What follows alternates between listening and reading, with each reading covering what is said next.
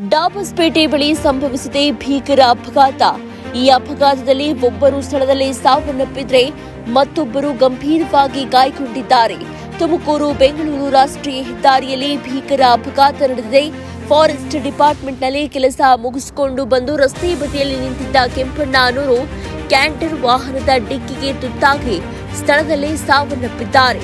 ಈ ಅಪಘಾತದಲ್ಲಿ ಇನ್ನೊಬ್ಬರಿಗೆ ಗಂಭೀರ ಗಾಯವಾಗಿದ್ದು ಅವರನ್ನ ನೆಲಮಂಗಲ ಸರ್ಕಾರಿ ಆಸ್ಪತ್ರೆಗೆ ಸಾಗಿಸಲಾಗಿದೆ.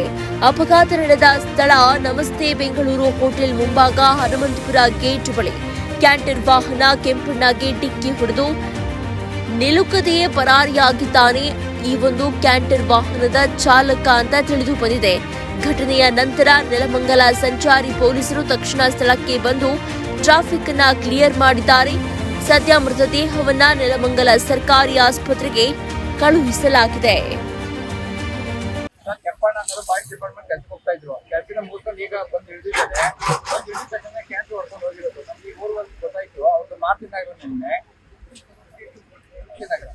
ಎಲ್ಲಿ ಆಕ್ಸಿಡೆಂಟ್ ಆಗಿರೋದು? ಹನುಮಂತಪುರ ಗೇಟ್. ಓಕೆ. ಅವರು ಇಬ್ರು ಹೆಣ್ಮಕ್ಳು ಎಲ್ಲಿ ಬಿಡ್ತಾರೆ. ಅಲ್ಲಿ ಟೋಟಲ್ 4 ಜನ ಅವ್ರ ತಾಯಿ ಇದ್ದಾರೆ. ಅವನು ಫಾರೆಸ್ಟ್ ಡಿಪಾರ್ಟ್ಮೆಂಟ್ ಬಂದಿದ್ದ. ಅವ್ರ ತಂದೆ ಇದ್ದಾರೆ. ಡ್ಯೂಟಿಗೆ ಹೋಗಿ ಬರ್ಬೇಕಾಗಿದ್ದು ರೋಡ್ ಹಾಕ್ಬೇಕಾದ್ರೆ